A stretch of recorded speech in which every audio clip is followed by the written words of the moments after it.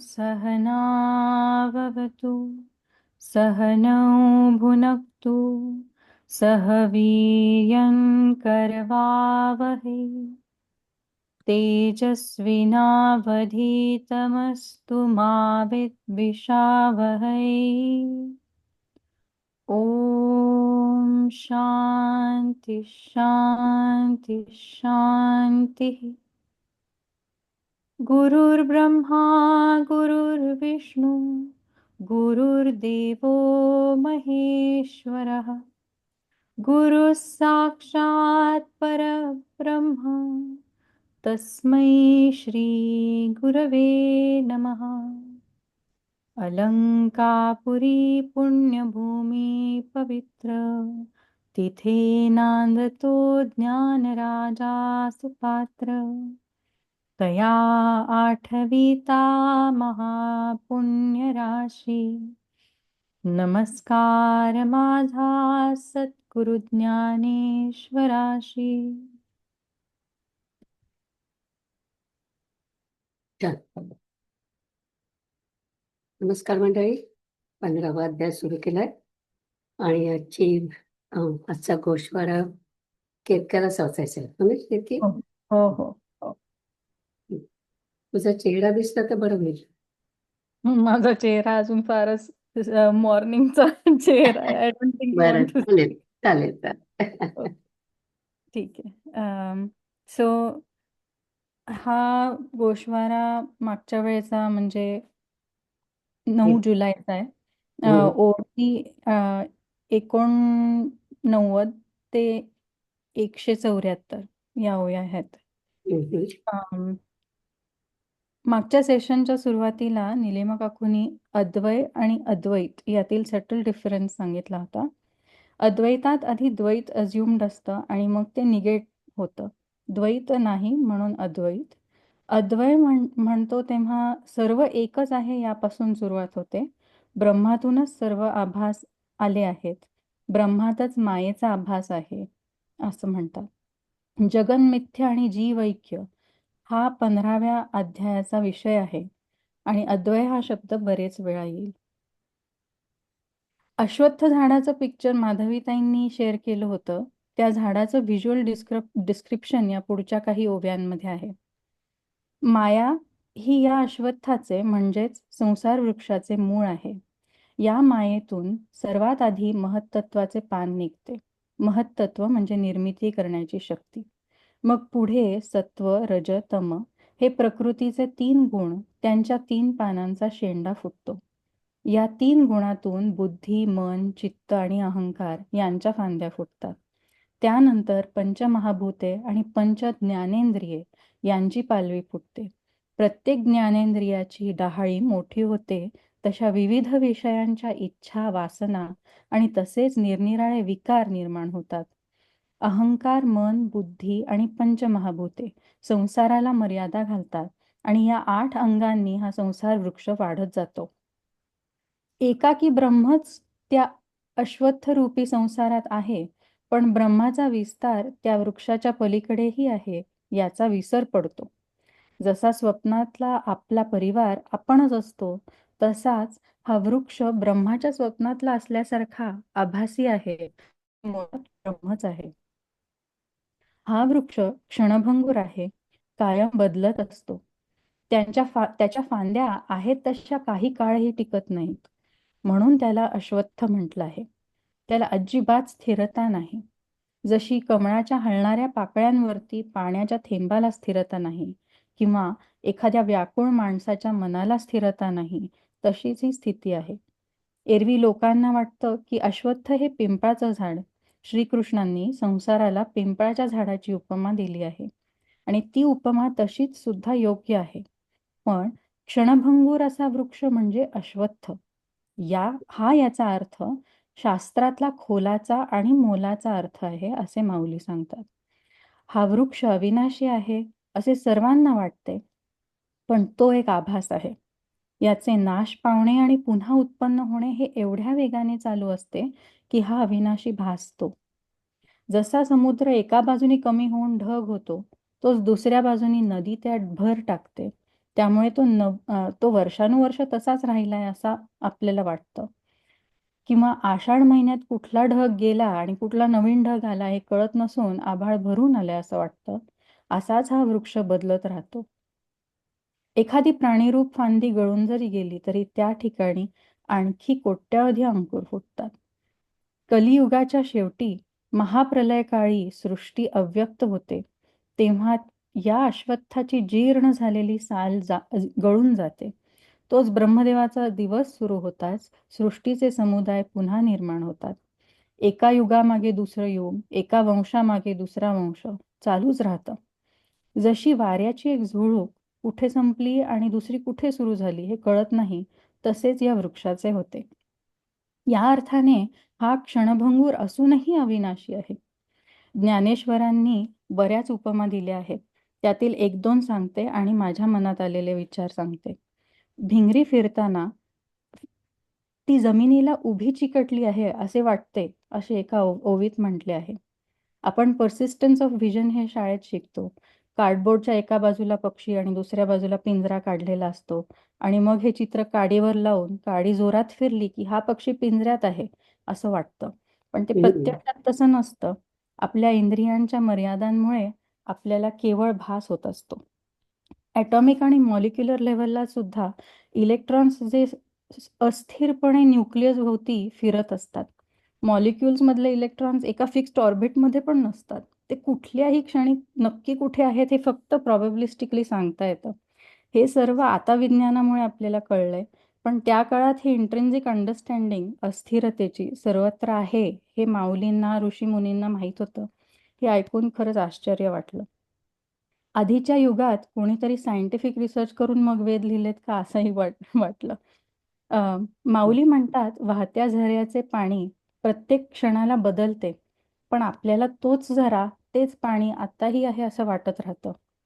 यावरून असा विचार आला की आपल्या स्वतःच्या शरीरातही प्रत्येक क्षणाला कॉम्पोजिशन बदलत असतं. श्वासातून कार्बन आणि ऑक्सिजनची देवाणघेवाण चालते. स्किन सेल्स, हार्ट सेल्स सगळेच सारखेच मरून परत रिप्लेनिश होत असतात. दर महिन्याला आपली संपूर्ण त्वचा, 5 वर्षांनी अख्खं हृदय आणि दर 10 वर्षांनी आपली हाडं सगळी ही पूर्णपणे तयार होत असतात नवीन. हे आता कळलेलं आहे. तरीही आपल्याला आपण तीच व्यक्ती वाटत असतो. ही पण काय गंमत आहे. तर या सर्वाप्रमाणेच संसार वृक्षाचे झपाट्याने नाश पावणे आणि रचले जाणे, त्याचे अस्तित्व ही मिथ्या असणे आणि त्याचे मूळ हे अज्ञानात असणे, हे ज्याला कळले तो ज्ञानी आहे असे शास्त्र सांगतात. संसाररूपी अश्वत्थाच्या फांद्या खाली आणि वर दोन्हीकडे पसरल्या आहेत. खाली ज्या फांद्या विस्तारतात ती पारंब्यांप्रमाणे मुळे होतात आणि त्याला खाली नवीन पाला फुटतो. माऊली म्हणतात, सर्वात आधी स्वेदज, जारज, अंडज आणि उद्भिज अशा लाईफ फॉर्म्सच्या डहाळ्या निर्माण झाल्या. त्यातून पुढे अंकुर सॉरी पुढे अंकुर फुटून त्याचे 84 लक्ष योनी तयार झाले किंवा तयार होतात. त्या आधीच्या 4 फांद्यांना मग स्त्री, पुरुष, नपुसक हे पुंजके येतात. रजोगुणाचा वारा वाढला की मनुष्यरूपी फांद्या वेगाने वाढतात. वरही नाही आणि खालीही नाही, मध्यभागीच यांची गर्दी होते आणि त्यात ब्राह्मण, क्षत्रिय, वैश्य, शूद्र अशा 4 फांद्या फुटतात. वेदवाक्यांची पालवी या मनुष्य शाखांवर डोलते अशी कल्पना माऊलींनी केली आहे. तसेच अर्थ आणि काम यांचे अंकुर फुटतात. शुभ आणि अशुभ केलेल्या कर्मांमुळे हा संसार वृक्ष अजून अजून वाढतो आणि त्या कर्मांची फळं भोगून झाली की ती वाळून गेलेल्या पानांप्रमाणे गळून जातात. तेवढ्यात नवीन जन्मातील नवीन कर्मांची पालवी फुटते. इंद्रियांना आकर्षित करेल अशी विषयरूपी पालवी नवीन तयार होतच असते. जरा रजोगुणाचा वारा कमी झाला की तमोगुणाचा वाढतो आणि वाईट कर्मे, नीच वासना यांची पालवी वाढते. निषिद्ध कर्म असलेली डहाळी कोणती हे खुणावणारी सामवेद आणि यजुर्वेदातील काही मंत्र यांची पालवी फुटते.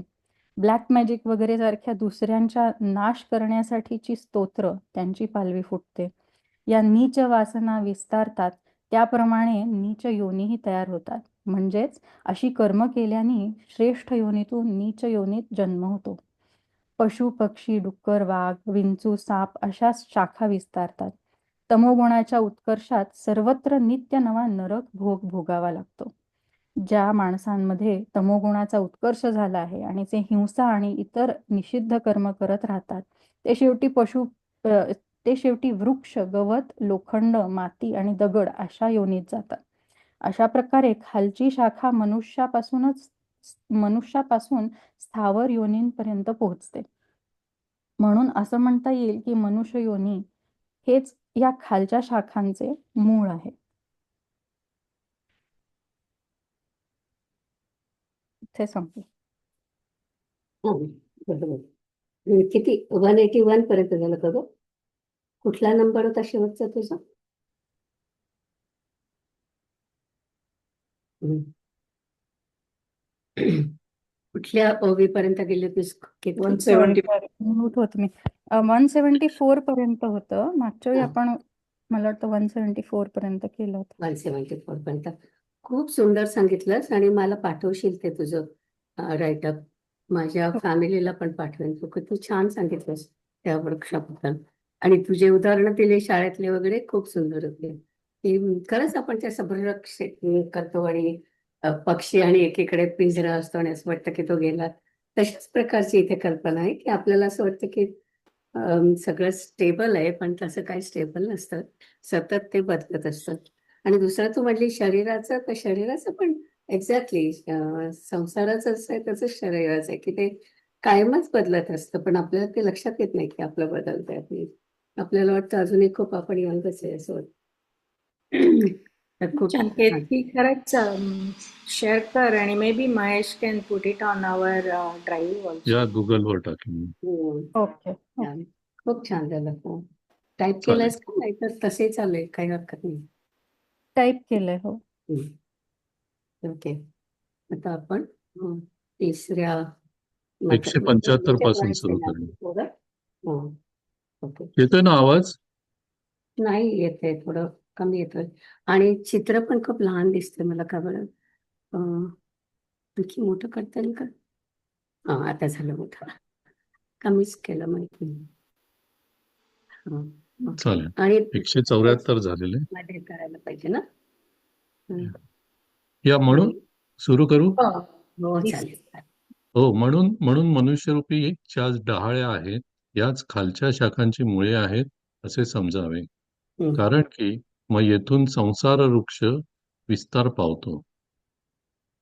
एरवी अर्जुना, संसार वृक्षाचे वरच्या बाजूचे मुख्य अज्ञानरूप मूळ जर पाहिले तर खाली वाढलेल्या शाखात मनुष्य प्राणी या मध्यावर असलेल्या शाखा होत. परंतु चांगल्या व वाईट कर्मांनी भरलेल्या ज्या सत्वगुणी व तमोगुणी वरच्या व खालच्या फांद्या आहेत त्या रूपाने या मनुष्यरूपी शाखाच वाढतात. अर्जुना, 3 वेदरूपी ऋग्वेद, यजुर्वेद व सामवेद पाने या मनुष्यरूप शाखेशिवाय दुसऱ्या ठिकाणी लागत नाहीत. कारण की तिन्ही वेदांच्या आज्ञेला मनुष्याशिवाय दुसरे कोणी पात्र नाही. म्हणून म्हणून मनुष्य तनु या जरी संसार वृक्षाच्या वरच्या मुळाच्या दृष्टीने शाखा आहेत, तरी कर्माच्या विस्ताराला या शाखा मुळे आहेत असे समज. आणि इतर प्राकृत वृक्षांचेही असे आहे की त्यांच्या फांद्या जशा जशा वाढतात तशी तशी त्यांची मुळे जमिनीमध्ये खोल बळावलेली असतात व जशी अशी त्यांची मुळे जमिनीमध्ये खोल बळावलेली असतात तसा तसा त्या वृक्षांचा वरचा विस्तारही अधिकाधिकच फैलावतो. या मनुष्य शरीराच्या बाबतीतही त्याचप्रमाणे आहे. ते असे की जेथपर्यंत कर्मे आहेत तेथपर्यंत देहाचे राहणे आहे आणि जोपर्यंत देह आहे तोपर्यंत कर्मे करण्यास नाही म्हणताच येत नाही. म्हणून मनुष्य देह ही या संसार वृक्षाच्या खालच्या व वरच्या शाखांची मुळे आहे. यात चूक नाही असे त्या जगाच्या जनकाने म्हणजेच श्रीकृष्णांनी सांगितले.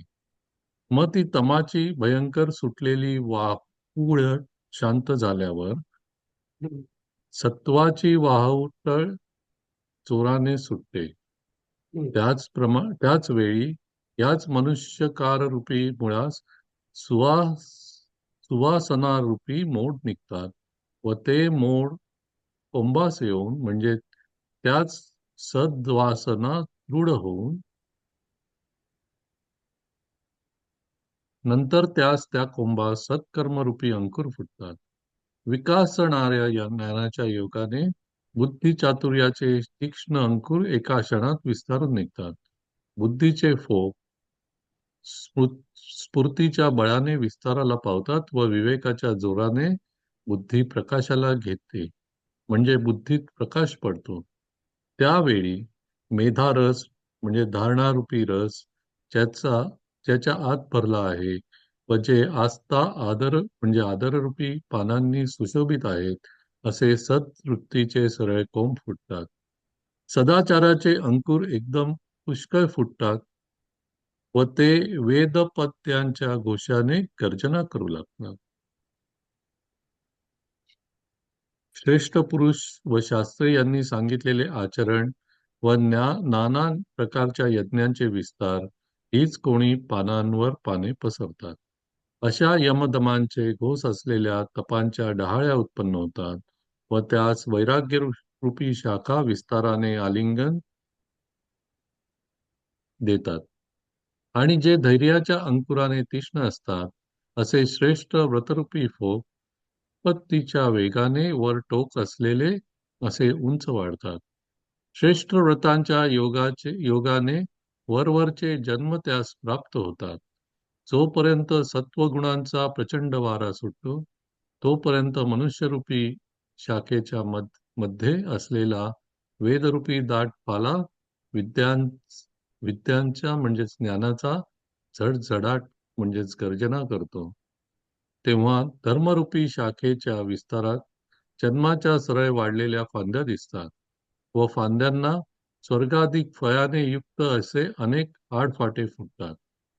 पुढे रंगाने तांबड्या असलेल्या वैराग्यरूपी शाखेस धर्म व मोक्षरूपी लुसलुशीत पालवी नित्य नवीन येऊन वाढतच राहते. नंतर याच धर्मरूपी शाखेला सूर्य, चंद्र वगैरे श्रेष्ठ ग्रह, इतर ऋषी, विद्याधर हे आणखी आडव्या शाखांचे प्रकार विस्ताराला घेतात. अभिप्राय असा की धर्माचरणानुसार, श्रद्धेनुसार हे लोक प्राप्त होतात.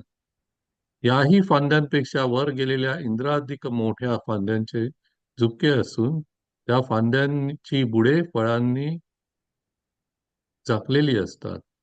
मग त्याही डहाळ्यांवर इंद्रादी शाखेवर तपाने व ज्ञानाने उंच वाढलेल्या मरीची, कश्यपादी वरच्या शाखा आहेत. याप्रमाणे वर असलेली शाखांचा शाखोपशाखी अधिकाधिक होणारा हा विस्तार या फांद्यांच्या बुडाशी लहान व शेंड्यास जास्त फळे असल्यामुळे थोर झाला आहे. अर्जुना, शिवाय या वरच्या शाखांनंतर या संसार वृक्षाला जे फळधाव येतात, ते ब्रह्मदेव रूपी व शंकर रूपी अणकुचीदार कोंब येतात. हा संसार वृक्ष मनुष्यरूपी शाखेत वरच्या भागाला इतका लावलेला आहे की ती मनुष्यरूपी शाखा सत्कर्माच्या फळांच्या भाराने मूळ जे माया त्याला पुन्हा नेऊन टेकते, ब्रह्माच्या जवळजवळ येते. आणि हे पहा, इतर लौकिक वृक्षाला तरी फळांनी लगडलेली ही फांदी असते, ती लवली असता पुन्हा मुळाकडे येते. त्याप्रमाणे जेथून या संसार वृक्षाचा सर्व विस्तार उत्पन्न झाला आहे, अर्जुना, त्या मुळाच्या ठिकाणी वाढणाऱ्या ज्ञानाच्या योगाने मनुष्यरूपी शाखा येऊन टेकतात. म्हणून ब्रह्मदेव आणि शंकर यांच्या पलीकडे जीवांना वाढणे नाही. मग तेथून तर वर केवळ ब्रह्मच आहे. परंतु हे असू दे, याप्रमाणे हे अर्जुना, ब्रह्मादिक डाळ्या या संसार वृक्षाचे वरचे मूळ जी माया त्याच्या तुलनेला येत नाही.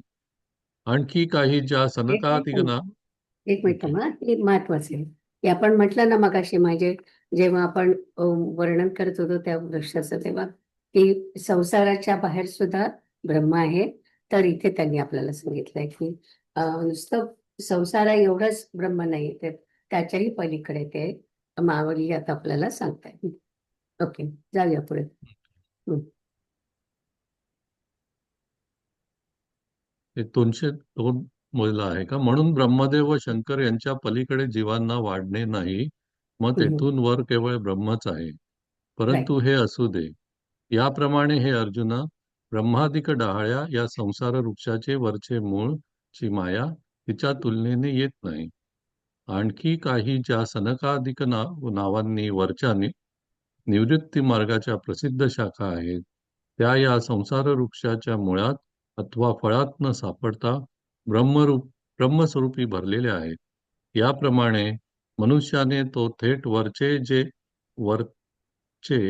जे ब्रह्मादी ही जी संसार वृक्षाची शेवटची पालवी तेथपर्यंत या संसार वृक्षाच्या फांद्यांची वाढ चांगली उंचावते हे समज. अर्जुना, वरचे जे ब्रह्मादिक लोक आहेत त्यांना मनुष्यत्वच मूळ कारण आहे. म्हणून मनुष्यत्व ही खालची मुळे आहेत असे आम्ही म्हटले. याप्रमाणे खाली व वर शाखा असलेला व वर मूळ असलेला हा लोकोत्तर संसार वृक्ष तुला सांगितला. आता खालची मुळे तुला खुलाशा सगट स्पष्ट दाखवली आणि खालची मुळे तुला खुलाशासह स्पष्ट दाखवली. आता हा संसार वृक्ष कशा प्रकारे उपटला जातो ते ऐक. आता होऊया 174 174 ला.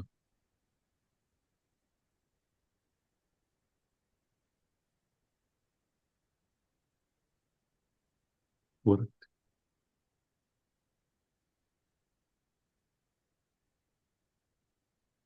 हं. म्हणून जी मनुष्य डाळे येची जाणावी आधीची मुळे, जे येथूनी मग पगळे संसार तळू.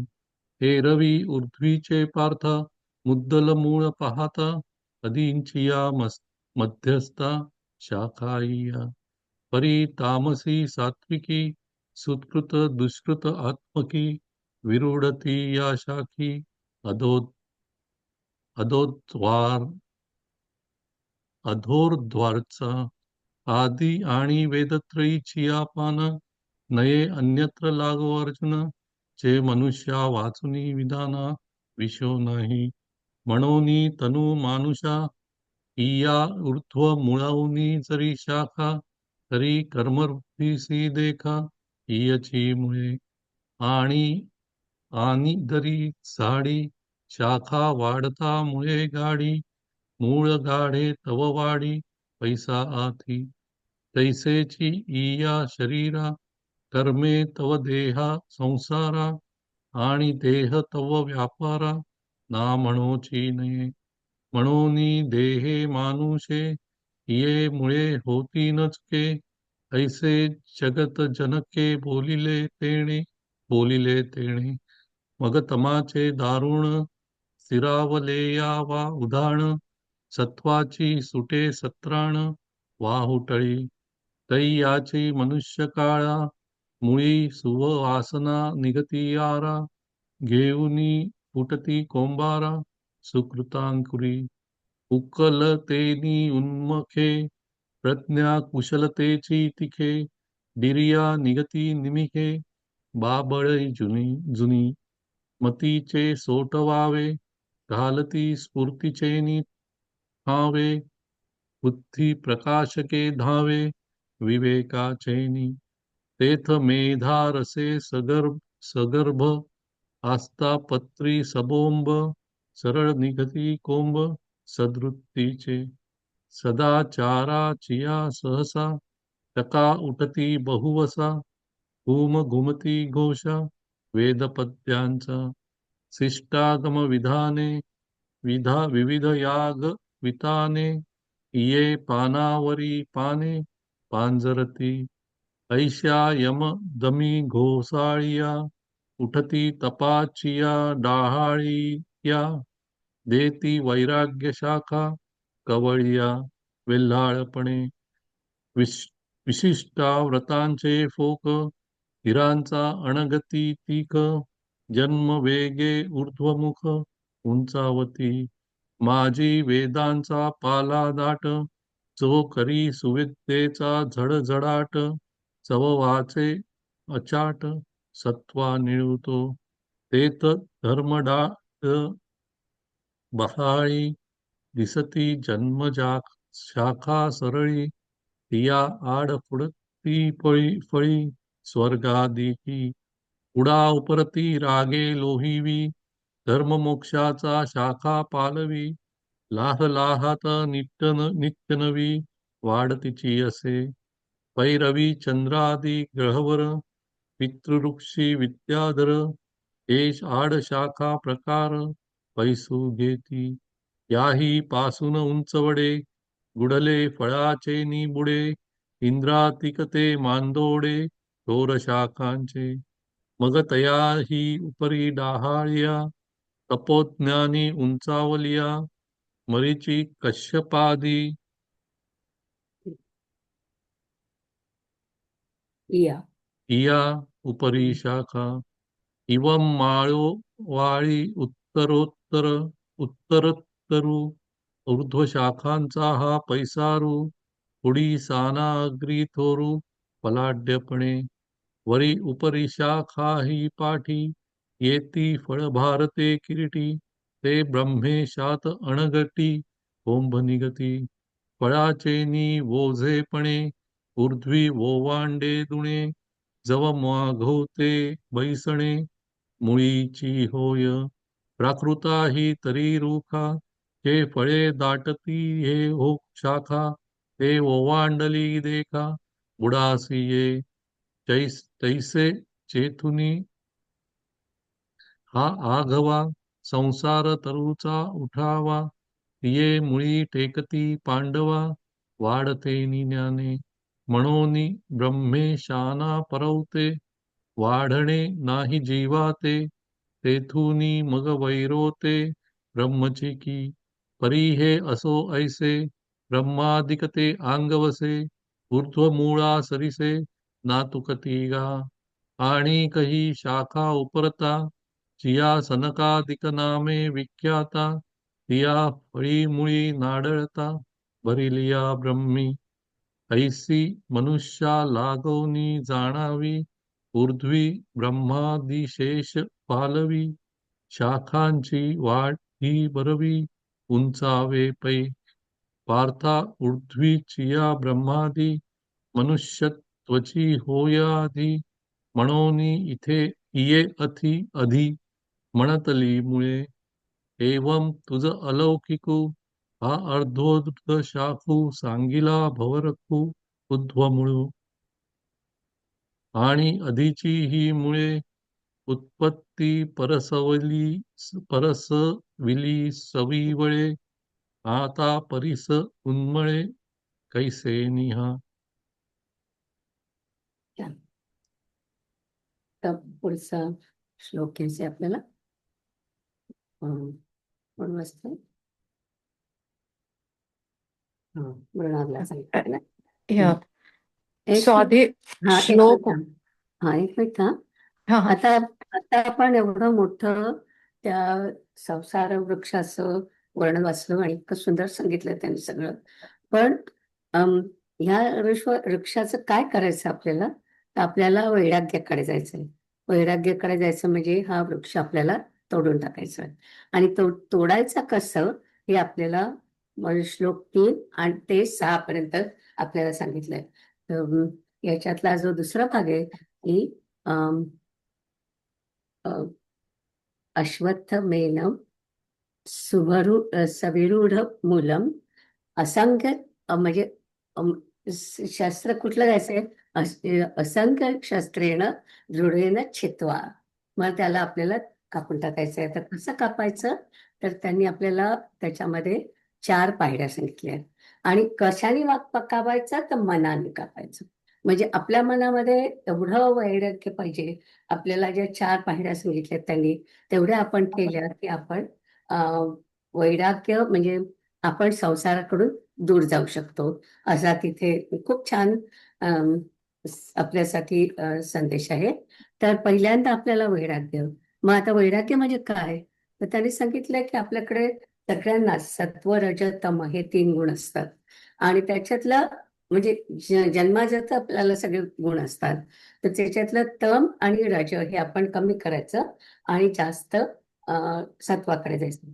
आणि अर्थात शेवटी सत्व पण आपल्याला सोडावं लागतं आणि गुणातीत व्हायचं असतं. पण गुणातीत म्हणजे जे ज्यांना आत्मज्ञान होतं ते लोक. आणि दुसरं गोष्ट सांगितली त्यांनी सत्वगुण कसा वाढवायचा, तर त्यांनी सांगितलंय सद्गुण वाढवायचे आणि अमानित्व कमी करायचं. म्हणजे आपल्याला प्रत्येक गोष्टीचं आपल्याला निर्माण मोह जे म्हणतात ना, त्याच्यामध्ये आपल्या प्रत्येक गोष्टीमध्ये आपला मोह असतो तो कमी करायचा. आणि आपण 13व्या अध्यायात ते पाहिलेलं होतं की कसे हे गुण कमी करायचे आणि कसं सत्व वाढवायचं. आणि हे 2 झाले. तिसरी गोष्ट म्हणजे शरणागती. म्हणजे देवानेच हे सगळं निर्माण केलेलं आहे. अशी जर का आपण आपली मानसिकता घेतली तर मग त्याच्यातून आपल्याला पुढे जायला सोपं जातं. याला ते शरणागती म्हणतात. आणि म्हणजे ज्या लोकांची खरोखरच काही लोकांची खूप देवावरती श्रद्धा असते की देवानेच हे सगळं केलंय आणि देवामुळेच मला म्हणजे समजा काही दुःख झालं तर ते म्हणतात ठीक आहे, हे आपल्या कर्म आहेत. आणि अशाबद्दल मला म्हणजे त्या व्यक्तींबद्दल मला खूप आदर वाटतो. आणि त्याच्यानंतर शास्त्रविचार. शास्त्रविचार म्हणजे शास्त्राचा आपण जेव्हा अभ्यास करतो तेव्हा आपोआप आपल्यामध्ये चांगले जे म्हणजे काय करायला पाहिजे ते चांगले गुण जे आहेत त्याच्याबद्दल आपल्याला एक अवेअरनेस येतो. म्हणजे आता जेव्हापासून मी हे अध्यात्म शिकायला लागले ना, तेव्हा केव्हाही आपण कुठे गेलो आणि लोकांमध्ये भेटलो किंवा आपण काहीतरी बोलतो आणि घरी आल्यानंतर जेव्हा मी मेडिटेशन करते तेव्हा आपण ते काय बोललो ते मी विचार करते अशा दृष्टीने की त्याच्यात आपण काही चुकीचं बोललो का.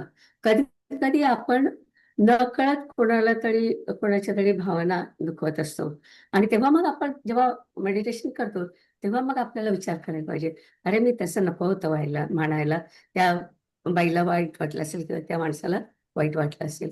ही जी अवेअरनेस आहे ना, आणि हा अवेअरनेस आपल्याला फक्त हे वेदांत आणि सगळं शिकल्यानंतरच येतो की दरवेळेस आपण कुठेतरी जाऊन येतो किंवा आपल्या दिवसभरात सुद्धा मुलांशी बोलत असतो आपण. समजा घरातच आपण दिवसभर राहिलो तरी मुलांशी बोलताना आपल्या लक्षात येतं कधी कधी त्यांच्या पण आपल्या म्हणजे ज्या काही भावना असतात कधी कधी चुकून म्हणजे आपलं चुकतं ते की असं नको होतं म्हणायला, थोडंसं त्याला जाऊ द्यायला पाहिजे होतं. आणि अ, खरं सांगायचं म्हणजे तेव्हा मी खूप जाऊ देत नव्हती, पण आता जेव्हापासून मी हे शिकायला लागले तेव्हा मला लक्षात येतं. आणि मग मी जेव्हा जेव्हा मुलांना भेटते तेव्हा मी त्यांना म्हणते की मी खूपच तुमच्या बरोबर खूपच स्ट्रॉंग होती त्याच्यावर, तेव्हा असं नको होतं करायला. तर ते म्हणतात इट्स टू लेट. एनिवे, पण आता मला मात्र ते वाटतं की जेव्हा मी त्यांच्याबरोबर लहान मी म्हणजे माझा नवरा खूप ट्रॅव्हल करायचा त्याच्यामुळे मी एकटीच असायची त्यांना बघायला. त्यामुळे माझ्या चुका व्हायच्या आणि आता जेव्हा मी त्याच्याबद्दल विचार करते तेव्हा मला कळतं की अरे हे अ, तेव्हा आपलं ते चुकलं होतं. आणि अर्थातच सगळ्या गोष्टींचं आपल्याला बोलता येत नाही, पण काही गोष्टींमध्ये मी मुलांना सांगते, मी खरंच तुम्हाला म्हणजे अम, फारच मी स्ट्रिक्ट होती. त्याच्याबद्दल मला अवेअरनेस आहे आता. पण आता काय उपयोग आहे. एनिवे, पण आता मी बाकीच्यांशी वागताना तेवढं स्ट्रिक्ट राहत नाही, असं मला वाटतं. एनिवे, हा जो शास्त्रविचार त्यांनी सांगितलाय ना, तो मला खूप पटतो, की खरंच आपण जेव्हा एवढं सगळं शिकायला लागल्यानंतर आपल्या लक्षात येतं, की आपलंच खूपदा चुकतं. म्हणजे जेव्हा काय कोणाचं अशी भांडण होतं ना, तेव्हा आपलं पण खूप चुकलेलं असतं. पण तेव्हा आपल्या लक्षात येत नाही जेव्हा आपण भांडतो तेव्हा. आणि मग आपल्या लक्षात येतं, की अरे आपलं हे चुकलं होतं. मग पुढच्या वेळी लक्षात ठेवायचं तसाच प्रसंग आला, की म्हणून मला तो शास्त्र विचार खूप आवडतो. तर अशा 4 गोष्टी त्यांनी आपल्याला सांगितल्या श्लोक 3 ते 6 मध्ये. तर आता आपण ते श्लोक बघूया. हां. पूर्ण चालेल. हो. हं. न रूपमस्येह तथोपलभ्यते अगं नान्तो हा न चार्दी न एक च मिनिट थांब. हा ना श्लोक आहे. म्हणजे तिथे जे गायला हां, श्लोकासारखं म्हणायचं. मी हं, वाचू का निलिमाताई? चालेल. चालेल. रूपमस्येह तथोपलभ्यते नान्तो न चादिर्न च सम्प्रतिष्ठा राईट. अश्वत्थमेनं सुविरूढमूलम् असङ्गशस्त्रेण दृढेन चित्वा. हा असंग थँक्यू. हा असंग शस्त्रेण दृढेन छित्वा. ते मला फार आवडतात. ते सगळं कापून टाकायचं. हा ओके. परंतु त्याचे जसे वर वर्णन केले आहे, तसे त्याचे खरे स्वरूप आहे, तसे येथे विचार करता आढळून येत नाही. याला अंत नाही, आदी नाही व स्थितीही नाही. अत्यंत दृढमूल अशा या अश्वत्थ वृक्षाला बळकट अशा असंगरूपी वैराग्यजन ज्ञानरूपी शस्त्राने छेदून. परंतु अर्जुना, तुझ्या मनात कदाचित असे वाटले की या एवढ्या झाडाला उपटील असे एवढे साधन काही आहे काय? कोठे शेवट ब्रह्मदेवापर्यंत याच्या वरच्या शाखांचा विस्तार व मूळ तर कोठे वर निराकार ब्रह्मामध्ये आहे. हा संसार वृक्ष खालच्या फांद्यांनी शेवटी असलेल्या वृक्षादी स्थावरापर्यंत विस्तारतो व दुसऱ्या मनुष्यरूपी मुळांनी मध्ये विस्तारतो. असा हा संसार वृक्ष बळकट आणि अमर्याद आहे, तर आता याचा शेवट उपटून टाकणे कोण करील? अशा शूद्र विचार तू कदाचित मनात आणशील तर आणू नकोस. परंतु याला उपटून टाकण्याचा हेतू जर असेल, तर त्याला उपटून टाकण्याच्या कामी श्रमच ते काय आहेत, म्हणजे श्रम नाहीतच. मुलाकरिता लेकरांची भीती नाहीशी व्हावी म्हणून बागुलबुवास खरोखर देशोधडीस लावावा लागतो काय? ढगांच्या आकृतीत दिसणारे किल्ले पाहून टाकले पाहिजेत काय? सशाचे शिंग मोडून टाकले पाहिजे काय? आकाशाचे फूल असावे आणि मग ते तोडावे. त्याप्रमाणे अर्जुना, हा संसार वृक्ष जर खरा नाही, तर मग त्याला उपटून टाकण्याची भीती तरी कसली? आम्ही संसार वृक्षाच्या मुळाच्या व फांद्यांच्या उत्कर्षांचा विस्ताराचा जो प्रकार सांगितला, तो प्रकार जसे काही वांझेची घर भरून लेकरे आहेत असे सांगण्याच्या प्रकारापैकीच होय. जागे झाल्यावर मग ती स्वप्नातील बडबड काय कामाची? त्याप्रमाणे ही संसार वृक्षाची गोष्ट पोकळ आहे असे समज. याशिवाय आम्ही ज्याप्रमाणे सांगितले त्याप्रमाणे याचे मूळ जर दृढ असते आणि हा संसार वृक्ष जर आम्ही सांगितल्याप्रमाणेच स्वरूपे करून खरा असता, तर कोणता असा मायेचा पूत आहे की ज्याच्या सामर्थ्याने याची पाळेमुळे खणून काढण्याचे काम होईल? अर्जुना, नुसत्या फुंकण्याने हे एवढे आकाश उडून जाईल काय? म्हणून अर्जुना, आम्ही जे या संसार वृक्षाचे वर्णन केले ते खोटे आहे. कसे? तर जशी राजाला कासवीच्या रूपाने मेजवानी करावी तुपाने तसे. तुपाने. कासवीच्या तुपाने. मी काय म्हटलं? रूपाने? हो, होय. या अर्जुना, मृगजळाची जी तळी आहे ती दृष्टीने दुरूनच पाहावी, नाहीतर त्या मृगजळाच्या पाण्याने भात व केळी लावता येतील का? लावता येतील काय? बा अर्जुना, या संसार वृक्षाचे मूळ जे अज्ञान तेच आधी खोटे आहे, तर मग त्याचे कार्य ते केवढे काय किमतीचे असणार? म्हणून संसार वृक्ष खरा कुठून असणार? तर तो मिथ्याच आहे. आणि या संसार वृक्षाला अंत नाही असे जे काही म्हणतात तेही एका प्रकाराने खरेच आहे असे समज. तर जोपर्यंत जाग येत नाही तोपर्यंत झोपेला शेवट आहे काय? अथवा रात्र संपली नाही तोपर्यंत त्याच्या आधी उजाडत नाही. त्याप्रमाणे अर्जुना, जोपर्यंत विचाराने डोके वर केले नाही तोपर्यंत या संसार रूपी अश्वत्थ वृक्षाला शेवट नाही. जोपर्यंत वाहणारा वारा जागच्या जागी शांत राहत नाही तोपर्यंत लाटपणा अनंतच म्हटला पाहिजे. म्हणून सूर्य जेव्हा मावळतो तेव्हा मृगजळ भासण्याचे नाहीसे होते, अथवा दिवा मालविण्याने दिव्याचा प्रकाश नाहीसा होतो. त्याप्रमाणे संसार वृक्षास मूळ असलेल्या अविद्येला खाऊन टाकणारे ज्ञान जेव्हा उत्पन्न होईल, तेव्हाच या संसार वृक्षाला शेवट आहे, एरवी नाही. त्याप्रमाणे हा संसार वृक्ष आरंभरहित आहे, असे जे म्हणतात, ते म्हणणे या संसार वृक्षावर आरोप नाही, तर एका दृष्टीने ते म्हणणे या संसार वृक्षाच्या अनादित्वास अनुसरून आहे. कारण की संसार वृक्ष तर स्वरूपाने खरा नाही, तर मग जो स्व तर मग जो स्वरूपाने खरा नाही, त्याचा कोणी आरंभ असेल काय? जो खरोखर जेथून कोठून तरी उत्पन्न होतो, त्याला उत्पत्ती आहे, हे म्हणणे शोभते. आता या स्वरूपे करून नाहीच, त्याचा आरंभ कुठून म्हणावयाचा? म्हणून जो उत्पन्न होत नाही व ज्याला अस्तित्व नाही, तशाला कोण आहे म्हणून सांगू? एवढ्याकरता हा संसार वृक्ष नाहीपणानेच अनादी आहे. काय छान सांगितलं त्यांनी की हे सगळं खोटं आहे. मग खोटं असेल तर मग त्याला कुठे अं, त्याला अनादित म्हणता येईल आपल्याला, की तो नसतोच तिथं. वांजेचं चिकून. आणि कासवीचं तूप म्हणजे काय? Imaginary thing.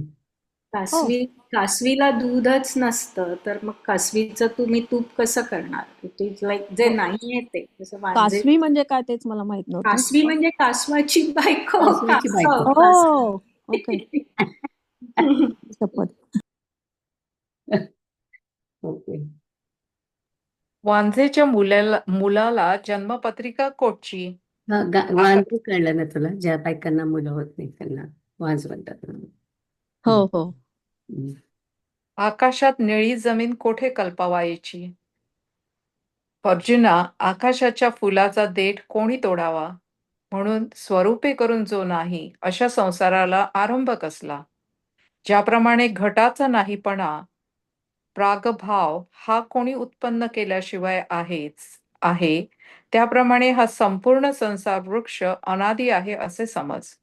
अर्जुना, याप्रमाणे पहा की या संसार वृक्षाला आदी व अंत नाही. मध्ये स्थितिकाली तो काही भासतो, पण ते त्याचे भासणे मिथ्या आहे. ज्याप्रमाणे ब्रह्मगिरी पर्वतापासून निघत नाही आणि शेवटी खरोखर समुद्रातही मिळत नाही, तरी मध्येच जसे मिथ्या मृगजळ दिसते, त्याप्रमाणे अर्जुना, संसार वृक्ष आरंभी व अंती खरोखर नाही आणि तो कधीही खरा नाही. परंतु खोटेपणाची नवलाई अशी आहे की तो नसून भासतो. ज्याप्रमाणे अनेक रंगांनी भरलेले इंद्रधनुष्य दिसते, त्याप्रमाणे अज्ञानाला हा संसार वृक्ष आहे असे भासते. किती अशा छान रीतीने सांगितलंय. इथे थांबायचंय. किती महत्वाचं सांगितलं त्यांनी की हं. इंद्रधनुष्याचे जे रंग दिसतात ते आपल्याला सूर्याचं हे होतं म्हणून दिसतात, ते काय खरे नसतात. फार सुंदर आहे. पण आपण बघतो म्हणून असं वाटतं की हा ते खरे. इथेच थांबायचं ना? आय थिंक 40व्या ओवीचा अर्थ वाच आणि मग थांब. अशा या. रीती 40वी. नाही, आणि अशा गोव्या वाचायच्यात ना? हो. पण 40वी वाचायची. राईट. अशा रीतीने स्थितिकाली हा संसार वृक्ष अज्ञानी मनुष्याच्या दृष्टीला चकवितो. तो कसा, तर जसा बहुरूपी हा कफनी धारण करून सोंग आणून लोकांना फसवितो तसा. आता गोव्यांकडे कसं.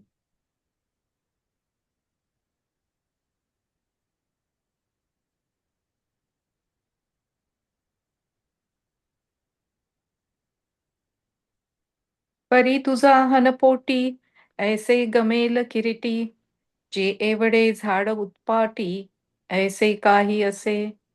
के ब्रह्म याचा शेवटवरी, ऊर्ध्व शाखांची थोरी, आणि मूळ तव निराकारी ऊर्ध्वी असे.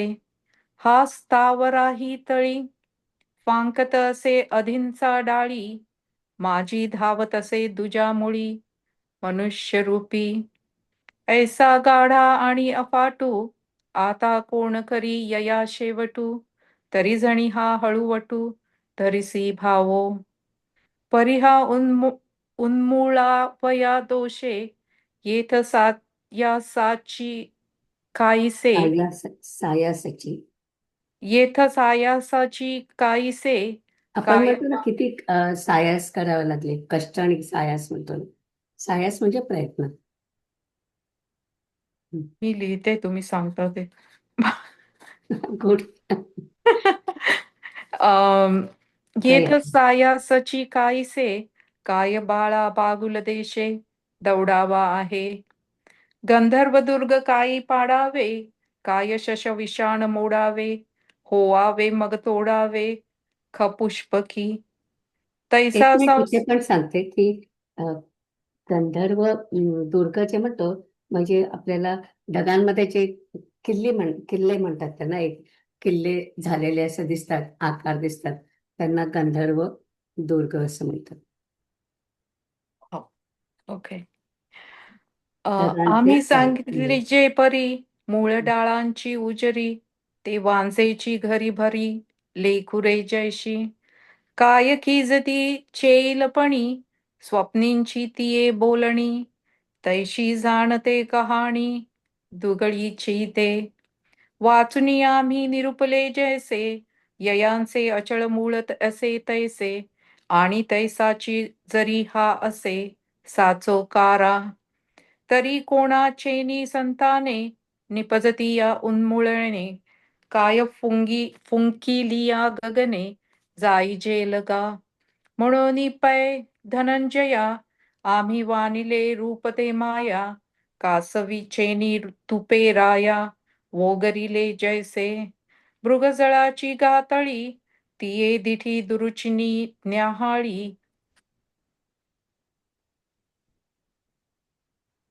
वाचुनी तेन पाणीये साळी खेळी लाविसी काई मूळ अज्ञानाचे तवलटिके मातयांचे कार्य हे केतुके म्हणून संसार रुख सत्यके पावोची गा आणि अंतु यया नाही ऐसे बोलिजे जे काही तेही साचची पाही परी ये की तरी प्रबोधु जवनो हे तव निद्रे काय अंतु आहे की रात्री न सरे तव न पाहे तया आरवते तैसा जव पार्था विवेकू नुधवी माथा तव अंतु नाही अश्वत्था भवरूपाया वाजते वारे निवांत जवन राहे जेथेची तेथ तव तरंगता अनंत म्हणावीची की म्हणोनी सूर्य जय हारपे तै मृगजळा भासू लोपे का प्रभा जाय दीपे मालवलेनी तैसे मूळ विद्या खाये ते ज्ञान जे उभे होये तैची यया अंतु आहे एरवी नाही तेविची हा अनादी ऐसी ऐसी ऐसी ऐसी ऐसी ऐसी आथी शाब्दी तो आळू नोहे निरोधी बोलतया जे संसार वृक्षांचा ठाई साचोकार तव नाही मा नाही तया आदी काही कोण होईल जो साच चेथुनी उपजे तया ते आदी हे साजे आता नाहीची जे म्हणजे कोठुनिया म्हणून जन्मे ना आहे तैसिया सांगो कवण माये या लागी नाही पणेची होये अनादी हा झांजेची आले का कैची जन्मपत्रिका नभिनळी भूमिका के कल्पुपा व्योम कुसुमाचा पांडवा कवणे देठ डोहावा कैणे देठ तोडावा म्हणून नाही ऐसिया भवा आदी खैची जैसे घटांचे नाही पण असतची असे केले निविन तैसा समूळ वृक्ष जाण अनादी हा अर्जुना ऐसे निपाही आद्यंतु ययासी नाही माझी स्थिती आभासे काही परीठ वाळते गा ब्रह्मगिरीहुनी न निगे आणि समुद्री ही किरण रिगे तरी माझी दिसे वाऊगे मृगांबू जैसे तैसा अद्यंती किरणाही कुठे गेला आणि साचही नोहे कही परी लटिकेपणाची नवाई पडिभासे गा नाना रंगी गजबजे, जैसे इंद्रधनुष्य देखिजे, हं. तैसा नेणतया आपजे, आहे ऐसा. ऐसे निस्थितीची ये वेळे, भुलवी अज्ञानाचे डोळे, लाघवी हरिमेखळे, लोकू 240. जैसा. इथे थांबूया. काय असतं माहितीये का महेश, म्हणजे 240 हा नंबर ओवीचा नंतर असतो, ओवी संपल्यावर. आणि आपण जेव्हा अर्थ वाचतो तेव्हा तो आधी असतो, एक डॉट असतो आणि मग त्याचा अर्थ असतो. So that's where it gets little confusing. पण आपण 240 पर्यंत जेव्हा ओव्या वाचतो तेव्हा ओव्यांमध्ये 240 झाल्यावर थांबायचं, पण अर्थ वाचत असताना 240 नंतर वाचायचं आणि 241च्या वेळी थांबायचं. हा 240 नंबर आला की थांबायचं. नाही, अर्थ ओव्यांचा. वाचताना 241 आल्यावर थांबायचं असं मी म्हणते. कारण अर्थ वाचताना ते तसं असतं की आता हे 238 डॉट हे 238व्या ओवीचा अर्थ लिहिलेला असतो. असं इट इज नॉट लाईक झाल्यावरचा नाहीये, जसं ओवीचा ती ओवी संपल्यावर त्याचा लिहिलेला असतो नंबर. बरोबर. चला, थँक्यू. चांगलं वाचलंस. आता मनीषा. आता माझं आहे हो. तुम्ही खूप 241 पासून. बरोबर. हं. आणि नसलेलाच निळेपणा आकाशात दिसतो तसा दिसेना का, तरी ते दिसणेही एका क्षणात होते व जाते. स्वप्नातील खोटे पदार्थ वस्तुतः नाहीत, तरी पण ते खरे आहेत असे जरी मानले तरी ते एकसारखे टिकतात का? तशा क्षणिक भासणाऱ्या पद्धतीचा हा संसार वृक्षाचा आभास आहे. पाण्यात दिसणारे आपले प्रतिबिंब धरण्याकरता माकडाने ज्याप्रमाणे बोट घालावे तरी पण ते प्रतिबिंब त्यास सापडत नाही, त्याप्रमाणे हा संसार वृक्षाचा भास पाहिला असता आहे असा वाटतो आणि त्यास धरावयास गेले तर म्हणजे विचाराने त्याचे अस्तित्व पाहू गेले तर तो सापडत नाही. बा अर्जुना, लाटांचे होणे व जाणे या संसार भासाच्या होण्या जाण्याच्या उपमेला कमी पडते. विजेचा उदयास्त जरी अस्तित्वरहित असतो तरी ती वीज देखील त्याच्या बरोबरीला येत नाही. तितक्या मानाने त्वरेने संसार भासाचे पुढे जाणे आहे. ज्याप्रमाणे ग्रीष्मांतीचा वारा हा समोरून वाहतो किंवा पाठीमागून वाहतो हे कळत नाही, त्याची स्थिती जशी एकच नसते, त्याप्रमाणे या संसार रूपी श्रेष्ठ वृक्षाला स्थितिकाली एकच अवस्था नाही, म्हणजे प्रत्येक क्षणी त्याचे स्थित्यंतर होते, म्हणजे संसाराला स्थितीही नाही. त्याप्रमाणे संसार वृक्षाला आदी अंत आणि स्थितीही नाही व याला रूपही नाही. आता असे जर आहे तर अर्जुना, याला उपटून टाकण्यात श्रम ते काय? आणि अर्जुना, हा नसलेला संसार वृक्ष केवळ आपल्या अज्ञानामुळे बळावला आहे. तर आता त्याला आत्मज्ञानरूपी दुधारी तलवारीने नाहीसा कर, नाहीतर एका महत्वाचं. ज्ञाना वाचून. एक मिनिट थांब. हे वाक्य खूप महत्वाचं आहे की अस्तित्व नसलेला हा जो संसार वृक्ष आहे तो कसा तोडायचा, तर त्यांनी म्हटलं तो आपल्या अज्ञानामुळे. मग काय करायचं? अज्ञान दूर करायचं म्हणजे आत्मज्ञान करायचं, मग तसा तो तोडला जाईल. ओके, जाऊया पुढे. नाहीतर एका ज्ञाना वाचून त्याच्या नाशाकरता जितके उपाय तू करशील त्यांच्या त्या उपायांच्या योगाने तू या संसार वृक्षात अधिक अडकशील. मग त्या संसार वृक्षाच्या फांद्या फांद्यांनी खाली व वर किती फिरावे. म्हणून या संसार वृक्षाचे अज्ञान रूपी मूळच यथार्थ ज्ञानाने तोडून टाक. सहज विचार करून पाहिले तर दोरीवर भासणाऱ्या सर्पाला मारण्याकरता लांब काठ्या गोळा केला तर त्याचे व्यर्थच ओझे गोळा केल्यासारखे होते. मृगजळाची नदी उतरून जाण्याकरता नावेसाठी कोणी रानोमाळ धावत असता त्याने खऱ्या ओढ्यात सापडून जसे बुडावे, अर्जुना, त्याप्रमाणे खोट्या संसाराचा नाश करण्याच्या उपायांमध्ये खटपट करणाऱ्याला साधनांचे जीवापाड श्रम घेऊन तो आपण स्वतः मरतो. म्हणून अर्जुना, स्वप्नातील भीतीला जागे होणे हेच जसे औषध आहे त्याप्रमाणे ज्ञानरूपी मूळ अज्ञानरूपी मूळ असलेल्या या संसार वृक्षाला नाश करण्यास समर्थ असा ज्ञान खडगच आहे. परंतु अरे, तेच ज्ञानरूपी खडग सहज फिरविता येईल तसे वैराग्याचे न खचणारे सामर्थ्य बुद्धीला नित्य नवे पाहिजे. ज्या वैराग्याचा उठाव झाला असता या त्रिवर्गाचा, स्वर्ग, मृत्यू, पाताळ यांचा असा त्याग होतो की जसे काही कुत्रे आत्ता चोकून गेले आहे.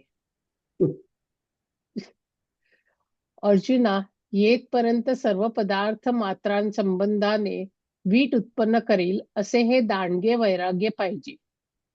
मग त्या ज्ञान खडगावरील देहाभिमान रूपी म्यान एकदम काढून अंतर्मुख असलेल्या बुद्धिरूपी मुठीत ते धरावे. ते ज्ञानरूपी खडग विवेकरूपी सहाणेवर पाजळलेले असावे व अहम मी ब्रह्म आहे अशा बोधाची त्यास तीक्ष्ण अशी धार असावी व मग ते एकट्या पूर्ण बोधाने घासावे. परंतु मी ब्रह्म आहे अशा निश्चयरूपी मुठीचे बळ एक दोन वेळ पाहून आणि मी ब्रह्म आहे असा दृढ निश्चय झाला आहे असे वाटले की मग ते अतिशुद्ध मननापर्यंत तोलून धरावे. म्हणजे अद्वैत बोधाचे अतिशुद्ध असे चिंतन करावे. नंतर ज्ञानरूपी हत्यार व आपण निजध्यासाने एक झाल्यावर, आपण ज्ञानरूप झाल्यावर अर्जुना, आपल्या पुढे घाव मारण्यापुरते दुसरे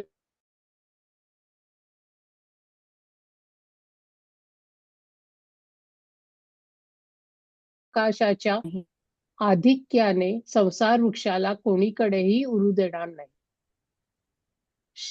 शरद ऋतूच्या आरंभीचा वारा जसा आकाशातील ढगरूपी कचरा नाहीसा करतो अथवा उगवलेला सूर्य जसा अंधाराचा घोट भरतो अथवा जागे होताच क्षणीच स्वप्नांच्या गर्दीचा ठाव ठिकाणा उरत नाही, त्याप्रमाणे आत्मानुभावरूपी धारेचा प्रहार करील म्हणजे संसार वृक्षाचा ठाव ठिकाणा उरू देणार नाही. तेव्हा या संसार वृक्षाचा वरचा भाग अथवा वरचे मूळ अथवा खालच्या शाखांचा विस्तार हे जसे चांदण्यात मृगजळ दिसत नाही तसे काही एक दिसणार नाही. अर्जुना, अशा रीतीने आत्मज्ञानरूपी तलवारीच्या पात्याने वर मूळ आहे असा जो संसार वृक्ष तो छेदून म्हणजे आत्मविचाराने त्याचा निराश करून. त्यांनी या भागामध्ये वैराग्य घेतलंय, पहिलं जे तुम्हाला म्हटलं ते. मग पुढचे 3 आहेत ते पुढच्या श्लोकांमध्ये. आपल्याला आता ओव्या वाचायच्या. थोडस पुढे जाईल पण आपण ओव्या वाचून घेऊया. 241 ला जायचंय. हो.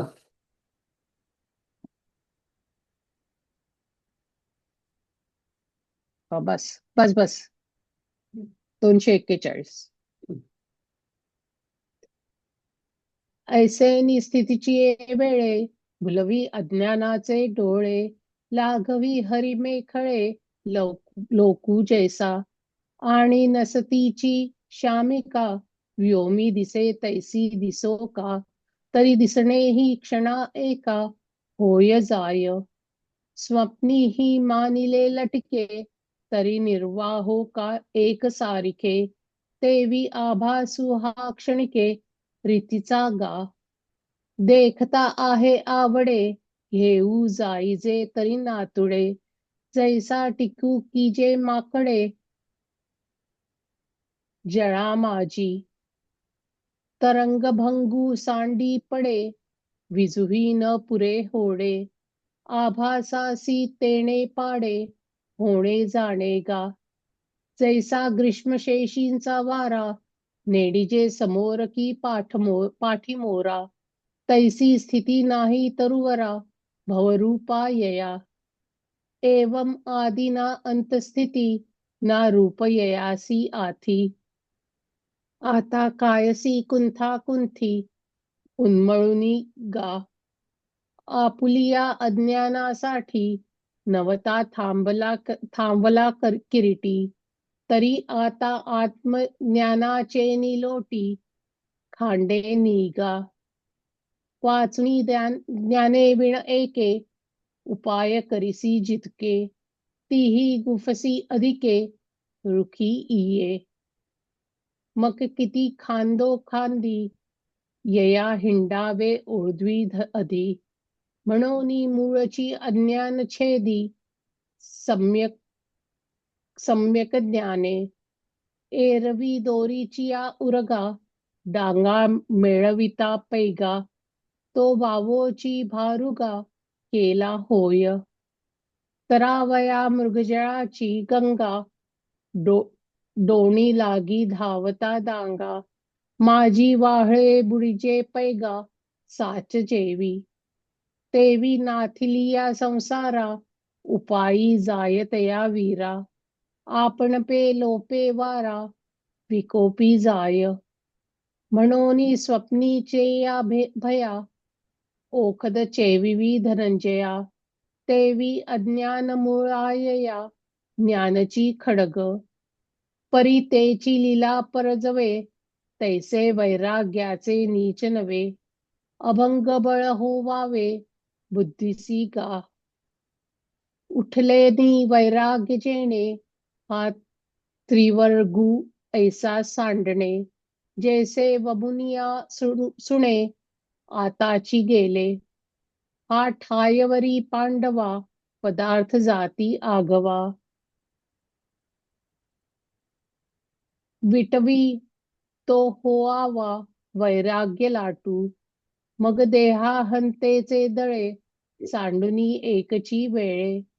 प्रत्येक बुद्धी करतळे हात वसावे. निसिले विवेक साहणे जे ब्रह्माहमस्मी बोधे सणाणे. मग पुरतेनी बोधे उठणे एकलेची. परिनिश्चयाचे मुष्टिबळ पहावे एक दोन्ही वेळ.